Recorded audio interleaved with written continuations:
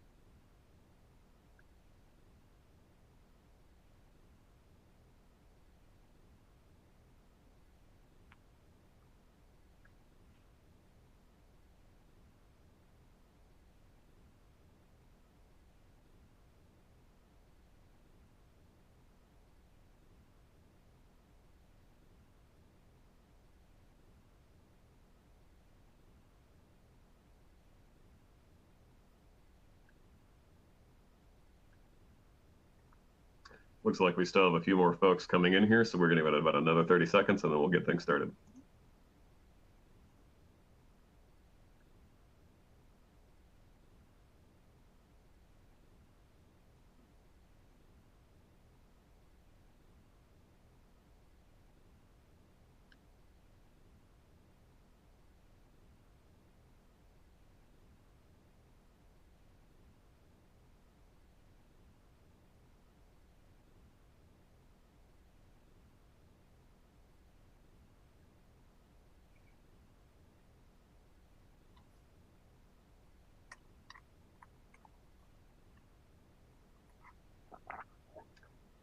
All right, once again, hello and welcome to today's edition of Splunk Tech Talk Security Edition. Thanks everyone for joining us again, whether it be morning, afternoon, maybe even night for a few of you. Thanks for joining us today for this presentation. Today, we're going to talk to you about unlocking the power of your Splunk data through the continuous asset discovery and proactive risk management with Splunk Asset and Risk Intelligence. So a few of you may have already heard of Splunk ARI. Hopefully, a few of you have been able to take the opportunity to actually use Splunk ARI. Maybe you've gotten a demonstration of the product, or maybe you're already using it and finding some interesting things within your own asset inventory with the product. But today, we want to give you a bit more insight into the product and a little bit more of what you can do at a deeper level with it. To introduce ourselves, my name is Cody Sugg. I'm the Senior Product Marketing Manager for Splunk Asset and Risk Intelligence. Been with Splunk for about going on 3-ish years now, and have previously worked with the security team on Splunk SOAR, now working again with Asset Risk Intelligence, and have been working in the security industry for getting close to a decade now, which is wild to think about. With me, I want to introduce my co-speaker here. Madhura, if you want to give yourself a brief introduction. Hello, everyone. I'm Madhura Kumar. I am one of the product managers. I lead the compliance-led use cases driven products in the Splunk product team, the security product team. Really excited to be talking to you all today, and also happy to answer any questions you may have, especially on ARI, or if you have general Splunk questions, throw it my way. I'll do my best to get you to the right people at the end of the session. Thanks, Madhura. So a brief overview of what we're going to go over today. We'll start things off by kind of giving a very brief overview of what Splunk Asset and Risk Intelligence is for those of you that may not be as familiar with the product. And then we're going to start delving a little bit more into some specifics, like how you can use Splunk ARI and Splunk ES together for better investigations, and then start delving into some actual use case scenarios for ARI, along with some product demos that showcase each of those use cases. At the end, we'll have a Q&A session where you have a chance to ask any burning questions you may have. Maybe you've got some right now. Maybe as we start showcasing things, you'll have some things you want to ask. But obviously, feel free to, like, as we're going through everything, just type your questions in the QA panel. And as we're going through stuff, we'll either answer them as we're going through the presentation, or we'll take some time there at the end for Q&A. So I'd like to start things off today with a quick poll question for everyone. And don't worry, this is all anonymous. It's not going to show your name or your company. You're not going to like reveal any sensitive information or anything. But we're all just kind of curious as a whole. Do you feel your network asset inventory is complete and up to date? So if like you were to look at the most recent asset inventory you've taken, how confident do you feel that everything is very accurate? Give people a little bit there to actually answer that question.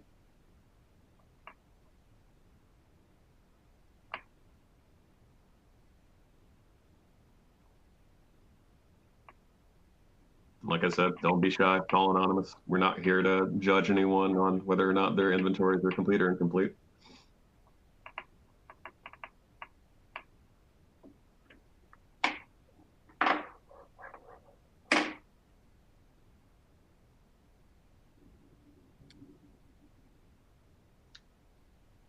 All right, got a nice selection of answers. So let's see what everyone says overall here. So 18% of you felt that yes, your current overall asset inventory feels complete and up to date. And then for the majority here, about almost right at 60% said that you felt as if it was not currently complete and up to date. And then another 20-ish% amongst that felt like you weren't very sure. So the great news is you're not alone in this. A lot of the research that we've seen from other groups like ESG and a handful of other folks that have looked into this sort of issue have also seen similar results. So to give you some clarification, about 69% of organizations that were surveyed by ESG recently have experienced an attack targeting unknown assets or unmanaged assets. And this, again, relates to the fact that they didn't feel as if they had a full view of what their overall asset inventory looked like. To give another example that we learned as we were testing things through ARI, we had a customer that actually did feel that they were rather confident in what their asset inventory looked like. And they estimated they had probably somewhere to around like 860, 870-ish assets overall across, different sorts of laptops, cell phone devices, apps, users, that sort of thing. After using ARI and getting a better view of what they actually had in their inventory, it turns out they had almost 3 times their initial amount they had estimated. So yeah, it's not surprising that in the sort of modern age we live in right now, where we have a much more scattered and much more fragmented sense of like where all the things in your organization may be, that you might not actually feel as confident in the overall view of the assets you have. But yeah, despite having so many numerous systems out there to manage all these different types of assets and a whole lot of compliance tools for asset discovery, so many organizations are still lacking a unified and comprehensive view into the critical asset information that's isolated in a whole bunch of different silos across all these different tools, processes, and procedures. Historically, asset management tools like CMDBs have been intended for a more comprehensive sort of asset inventory, but the problem is they often only really provide a kind of fragmented or potentially outdated or inaccurate view into everything. It's much like kind of taking a puzzle and then not really having all the pieces to get a complete picture of everything. Moving on from that, so what's actually needed to help with this particular situation? So organizations need a more comprehensive and unified view into the assets and identities that they have in order to make sure those remain secure. You need a solution that is more continuously asset discovery driven and automatically updates and tracks your asset inventories to ensure a much more accurate and not stale data set that you're seeing for everything. So you have one unified source of truth. Again, another statistics here, we found through some studies that around 43% of organizations spend 80 plus hours on asset discovery. So it's also a very time consuming process. As again, it stands right now using a lot of these more legacy models, you may spend like countless amounts of like your hours in a day trying to go through and actually figure out what you actually do have, what's out of date, what's in compliance, what's not. And that's one of those tasks. If you had a tool that could help you manage all that much more efficiently, it frees up a lot of your time to do much more engaging activities, lets you get into more really human-driven sort of stuff that you can do within your SOCs, NOCs, whatever your sort of overall situation might be there. So how do you close this divide? That is where we feel asset and risk intelligence comes in. Splunk ARI provides a continuous discovery or asset discovery process that leverages the rich data that you already have in Splunk and helps you identify compliance violations and potential gaps in security controls using a bevy of out-of-the-box and custom frameworks, and helps you accelerate your security and compliance investigations, all while reducing the amount of time it takes to discover the overall exposure and risk you might have in your or within your organization. We feel that Splunk ARI helps to empower SecOps teams by leveraging that existing data that you already have from Splunk, and helps you to correlate, analyze, and enrich that data with a variety of advanced customizable pattern matching rules, and helps you get, again, a much more concrete asset inventory for everything you may have in your environment. It provides comprehensive intelligence for powerful asset investigations, helps you measure endpoint compliance, track overall asset inventory activity and helps you sort of determine the overall correlation between who's working with what. It gets you that better feel of who is interacting with these particular objects, how is anyone using them, what sort of information is being shared, where these things are being shared from. So it's, again, taking a more active approach to giving you the insight you need to see what it is you're actually working with your asset inventory. I've talked a little bit about how you're already able to leverage that existing data with Splunk, but in addition to just being a great tool for asset inventory, it's also really useful to help you in the threat investigation process. So for those of you that already may be using Splunk Enterprise Security, you can also augment its effectiveness by working with Splunk ARI. By pairing the two together, you can unlock a nice advanced slew of capabilities for asset investigation, not only enriching the way you approach notable events through detailed asset context, but also significantly streamlining your overall investigative process by improving how security teams link assets with those identities. So I'm going to pass another quick question over here to everyone. So as it stands, what sort of tools and methods have you been using to keep track of your existing asset inventory?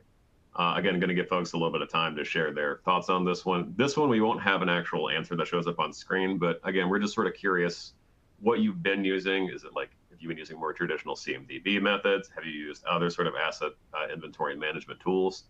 Have you just been using an Excel spreadsheet that you have to go in and manually update to keep track of stuff? Whatever it might be, just sort of curious where everyone is on that asset management and sort of identity roadmap right now.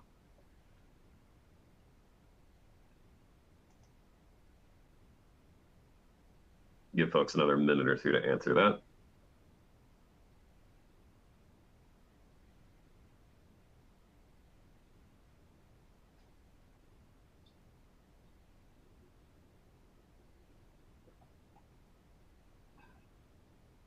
All right. So now I'd like to get into what is the beginning of the sort of meat and potatoes for this presentation, where we kind of do a little bit more of a technical deep dive into some of the specific things you can use ARI for from a use case standpoint.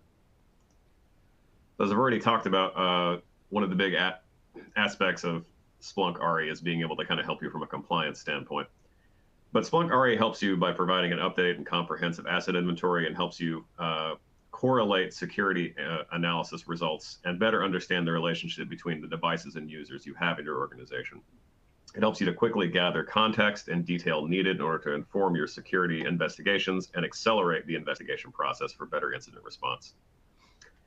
Asset risk intelligence provides security analysts with the context to the systems and users that they're working with, better understanding the who, what, and when for security investigations. ARI is able to instantly enrich investigations with accurate asset inventory and identity context and help analysts drive faster, more complete investigation processes. So to show you how this works in practice, I'm going to turn things over to Madhura, and she's going to give you a demonstration of what you can do within Splunk ARI for some compliance reporting specifics. So Madhura, I'm going to pass it over to you. Thank you. I saw a question come in, and I just wanted to kind of start with that question. So the question was, is ARI different from ES, or is it part of ES? And I answered it. I hope it got through because it's a little unclear on my end. That's why I'm vocalizing the answer. It's a premium app. It's a separate from ES, right? So that's the answer to the question. Bear with me while I get going here. I believe my screen should be, Cody, anyone can you confirm whether you see my screen? Because I do see the stop sharing, but the window still shows up with Cody's screen.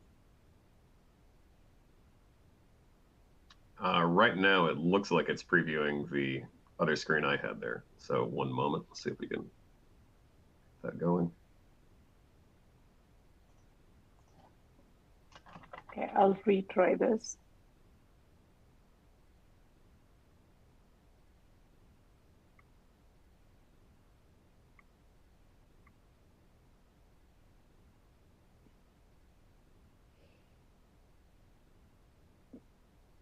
Do you see it now?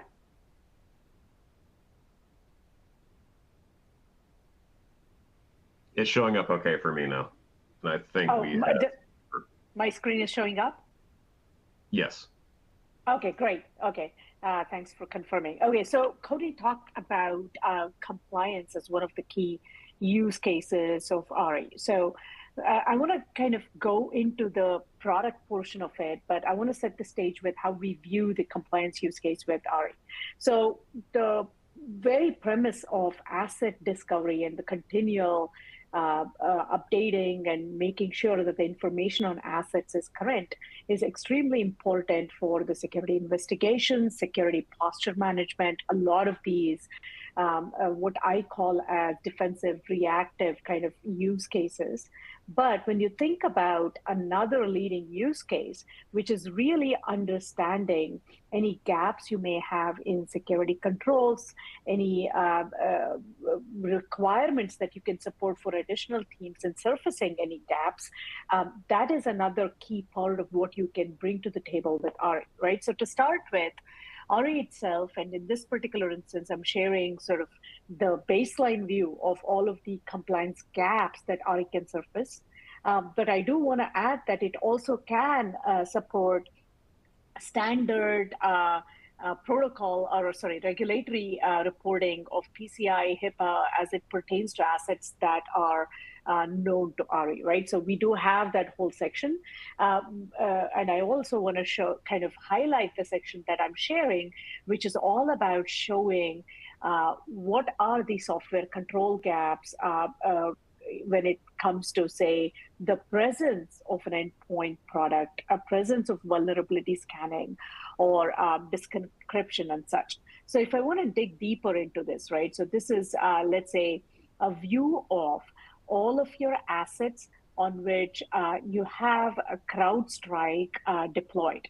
And that is easily seen or reported by RE with a view of what is non-compliant, what is compliant, what are the number of opportunities, which tells you the number of assets where you should be seeing CrowdStrike as deployed, how many actually have CrowdStrike deployed, right? So if there's no EPP agent detected itself, that will also show up here. From there, you can also go deeper into, hey, which are these hosts where the EPP product itself is not shown. You can also see when it was last detected, when it was first detected, what kind of asset it is, and such. The product itself can go into additional vulnerability views, such as, hey, what is the vulnerability scanning compliance or reporting that you have? How many of these products actually have any vulnerability scanner deployed and scanned on them? Has there been something where there is no scan ever detected? You want to investigate that, because if you have a laptop where there has been no scan ever detected and you have multiple scanners in place, this is a good way for you to understand if this is something that you should be paying attention to. Similarly, you can also look at the metrics posture itself. As I mentioned, in this particular instance, I'm sharing the software control gap-led compliance view, but the product itself, the version that you will be seeing within a week has HIPAA, PCI, the standard kind of compliance reporting support as it pertains to assets is also available. Cody, over to you again. Thanks, Madhura. So that was a look again into how you're able to use Splunk RE when it comes to things like compliance reporting. Again, another great feature is, truth be told, no matter like what sort of framework you're working for, we have, again, a ton of out-of-the-box frameworks there to help you kind of align to the specific compliance and security standards you may need to be looking for that, and be able to get all that rich information out of the various dashboards that Madhura shared. So another common use case, obviously, here is asset investigation. So again, really trying to figure out what all the assets in your inventory are, how they're being used, and who is interacting with them. So I'm going to, again, turn things back over to Madhura to do a bit more of a deep dive into how Splunk RE can help with that alongside some of the other features within Splunk ES.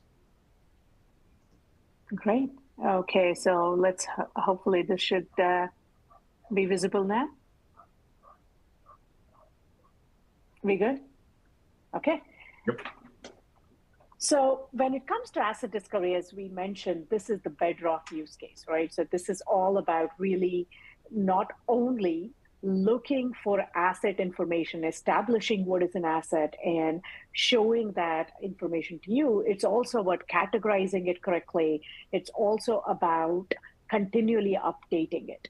So there are different aspects of both the asset discovery as well as the continual update that I will demo with the product today. So to start with, this is your baseline view of all of the assets that are discovered and the different buckets in which they can be placed, right? So is it an IoT asset, a mobile network server, all of these. You can also further look at what is newly discovered by type, what has been discovered in the last 24 hours, what kind of activity we are seeing for these assets itself.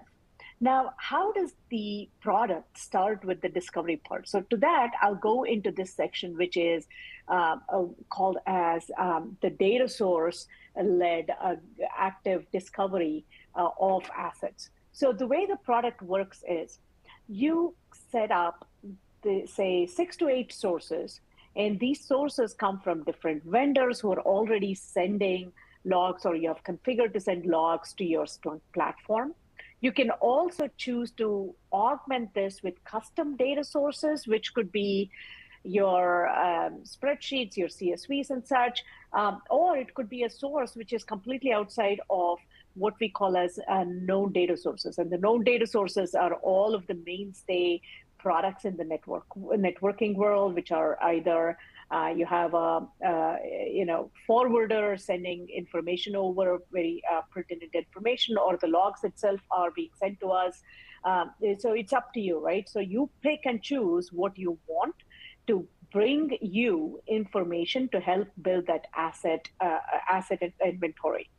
And once you have 6 to 8 of these sources, we always recommend that bring in sources which are of different categories, because the relevance of information, be it IP address or the network or username information, is different based on what source it is. So if it's a network information, I would rely higher on a DHCP source versus a scanner source, right? So you bring in the information. You can even say, is it batched or real time? It's up to you to set it up. Once this setup, right, of data sources happens, what the product then does is, and this is literally a matter of minutes, an hour or so, what the product does is it puts together the information from all of these different sources, correlates, deduplicates, enriches information, and builds your asset inventory.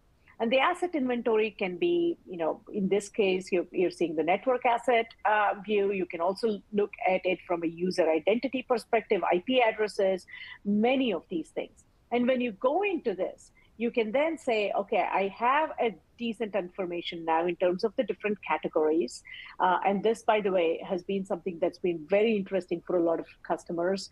We had one customer who came in saying they have very confident that they have 80,000 assets, and they are at 210,000 and counting after 4 weeks of RE being deployed. And once this is in here, you can then also start looking at all the associated user identities. When was this asset first detected? When was it last detected? All of the pertinent information. The interesting part, and I want to go into one of these assets, right? So let's go into this one.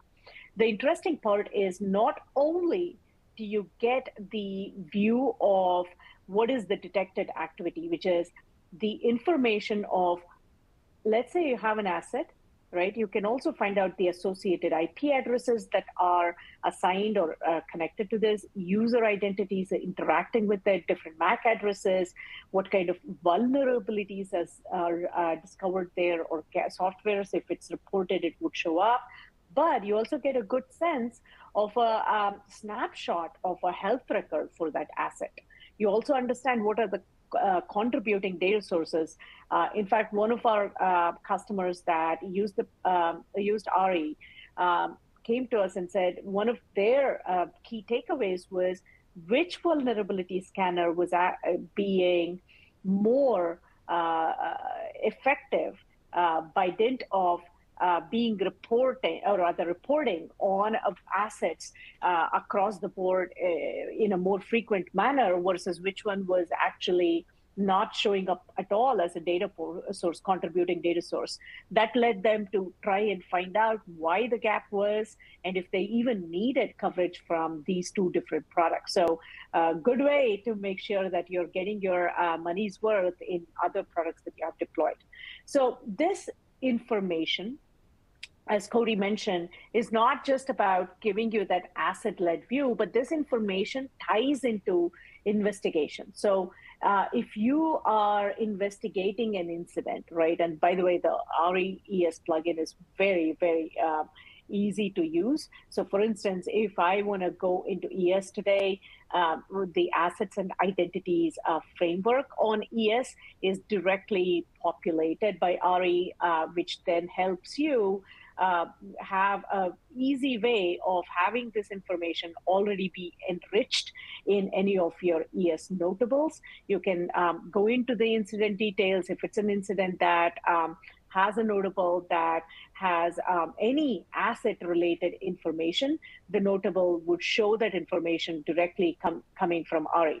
So beyond that, I actually want to kind of go back to a few other parts of the asset investigation use case. So the investigation itself, right, as I mentioned, you have the user identity-led information. You can also look at software that's deployed. That's a big one.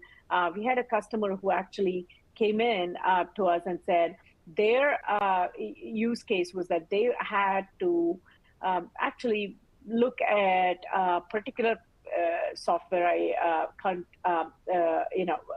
let's call it Microsoft Silverlight in this case, just for the example. So in their case, it was another particular custom software that they had. What they wanted to know was how many users and how many assets were showing continual usage of that asset. I'm sorry, of that software.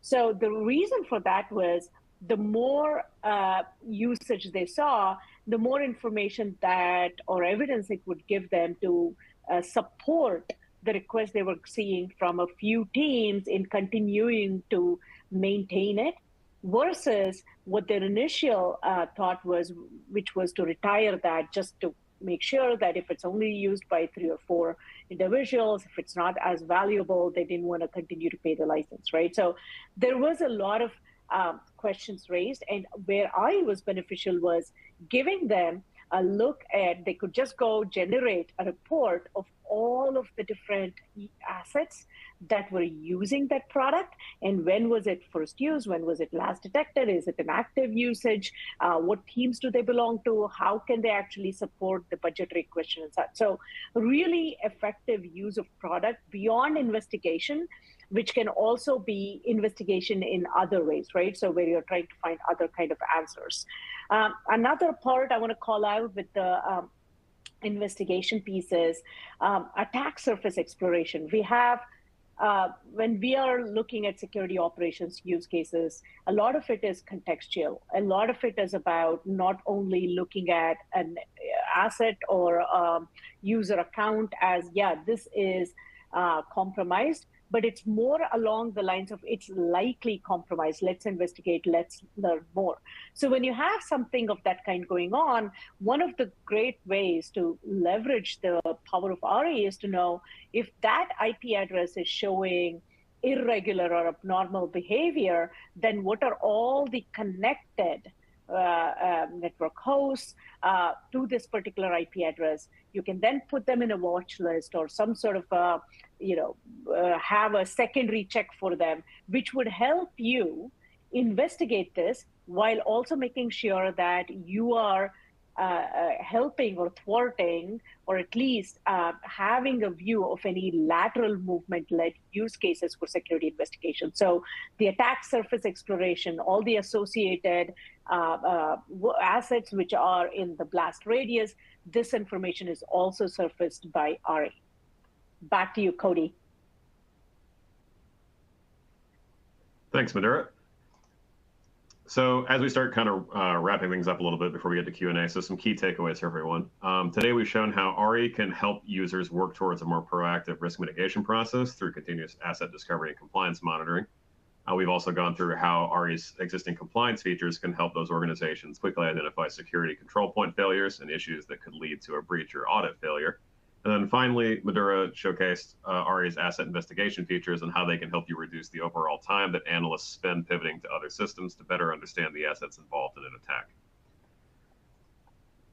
So for those of you that are interested in looking at some additional resources to learn a bit more about RE, we got some links here on the page. You can obviously visit splunk.com and then go to the product page for RE. There you'll find a lot of these other links. And some of the communication you'll receive after this event, we'll make sure all these links are provided. You can find everything from some more detailed technical briefs that talk a bit more about the document at a deeper level as well. And then we have up-to-date technical documentation about the latest version releases. We've also recently released some guides like the Essential Guide to Continuous Asset and Identity Intelligence, which speaks a bit more to how RE helps with some of these other use cases we've talked about today. And we've also released very recently the SecOps Blueprint to Navigating Compliance, which once again kind of shows how a couple of core challenges can be tackled by RE when it comes to how you're navigating compliance issues. So we're going to turn it over to Q&A, and I see Madhura here. We have a couple of questions if you want to start tackling these here. Absolutely. Let me start with the first question. How can we onboard all the assets to RE? So the way I would think about it is you're bringing in the data sources, which are already either a data source that's known to Splunk platform, as in, let's say you're using our Splunk ES today or Splunk core platform, you're sending logs over. You can pick a few of those logs as your data sources. You can augment that with any custom data source where you can add that as additional data source to the system. You can also, using forwarders, you can also selectively send certain logs to RE to help build the asset inventory. So RE is agentless in the sense that it doesn't go out there. It doesn't have an agent, which is, again, yet another thing that you have to deploy and maintain, which is then getting all the log asset data to you. But we are piggybacking off the streamed logs that are already part of the Splunk platform to help build the asset inventory. And the second part of the question is, how does it know the list of software products? To that, I will also say the very similar thing, which is, as we are looking at information coming from a lot of these different sources, we are able to get a view of the software that is reported via different sources, and it builds that asset record based on that. So the question, this is a great question. We always, it's interesting where you say, how do we make sure that we've onboarded all the assets? To that, I will answer it this way. We've done, obviously, the easiest way would be to, or not the easiest way, the most common way is where, in general, a lot of customers have some sort of inventory system, however it's working today, and then you do it, with RE. You show the newly discovered assets that weren't part of it, so you immediately can show what else is there. The second way we've done it is we've done bake-offs with other asset discovery tools, and we've found how the comprehensive we are, how matched we are, right? So those are two aspects. But the aspect I would also go towards is, if you are looking at, hey, has this discovered everything? The way I would think about it is, let's say you do a 2 or 3 week POC. The asset categorization, the way the different user identity-led asset inventory, the IP addresses that are mapped to assets, the information is presented, you have then a good basis of verifying whether this has been, this has shown you more than what you had and how comprehensive it is. So for instance, we have one of our customers who, as I mentioned, started with an understanding of having X number of assets, but they ended up with 3X number of assets. And we are still discovering by the week. The discovery has now slowed down, but that is because they've added a new source In their case, because it was part of a different network-led deployment, they onboarded that particular source and that particular network into the system. So we are discovering more assets. So the additive nature of assets that are discovered is very continual, and you are able to get a general sense of what can be described as comprehensive, but also accurately maintained. So it's deduplicated, so you're not seeing repetitive asset info. I would say, do a POC. I think that's the best way to confirm that you've onboarded all or most, I would say the best case number of assets. Are we able to get a network map? I would say not a complete topology map, but you will get a directional network map. So for instance, if I go in here, let me do this. This is definitely not a network map, right? So that's a different use case. We are not trying to meet it. We are very much investigation focused in terms of how we want to show the connected assets. So you can get per asset, you can get a pretty detailed view of all of the connected hosts, connected IP addresses, very much with this as your cornerstone, with your whatever is your asset that you're investigating. I think that was Tom's question. So I would say, generally speaking, though, when it comes to security investigations, that's where a lot of our customers so far have found this to have made quite a bit of difference. It helps them accelerate their investigation because there's more enriched information that's available, contextual information. Because I had this a use case that customer told me about where it's a shared workstation. It's not just about who was the user that was interacting with that based on their records, but it was also about who else was in the same lab vicinity at the same time, because they were trying to take the investigation from the typical flow of the interacting user to who actually walked away with that asset, to see who were the possible people that they should investigate more. So a lot of really interesting use cases when you have the asset-led view of being able to investigate, prosecute the notables. I think those were our main questions. I'm happy to answer more questions directly. If you want to send us a follow-up email, or if you want a POC, we would love to have you take a look at the product hands-on. And then that would be a great way for you to not only learn the product, but tell us how we can do better for this use case. Yeah, to echo Madhura's sentiment there, we highly recommend, if you want to see more of the product, get that sort of demonstration, please do reach out to our team. We're happy to give an actual proof of concept for everyone, kind of walk you through the product, and maybe help you kind of see how this can help you tackle some specific use cases you might be facing on your own. So as we're wrapping things up here, just want to also take a moment to say, if you are interested in talking to our team more, you have a lot of avenues for this. We have a regular additional series called Community Office Hours, where you can ask questions and get personalized live how-to guidance on a whole variety of the products we offer at Splunk. We have regularly scheduled versions of these across, again, the whole portfolio. So if you have one that's going to be specific for RE, feel free to try to find time for that one, hop in, and we'll get some folks to come in here and answer some of those questions for you. Additionally, we always try to make sure that we check out sources like Splunk Answers, where you can search for some community-related posts, where our team gets in there and actively starts interacting with our customers to kind of help you better understand some of the issues you might be facing and answering the questions you might have for everything. And additionally, always, we again, love hearing feedback, and one of the best sources for that is Splunk Ideas. You can search, vote, and request for various enhancements to all the products you have. So if you've maybe been using RE and you have a specific feature you'd like to see in the future, let us know. We always want to see what it is that customers are looking forward to the most when it comes to improving upon the product and how it can help them be a lot more safe and secure on their overall security journey. So I think that brings things to a close today. Madhura, do you have any final parting thoughts you want to give for today? No, I think we're good. I would love to get more follow-up questions. That always tells you whether this sparked interest in you. So do let us know. We are here to answer anything that comes up after this session, later on. Well, thank you again, everyone, for joining us today. We hope you enjoy the rest of your day, and we'll catch you all at the next Tech Talk. Have a great one. Yeah, bye.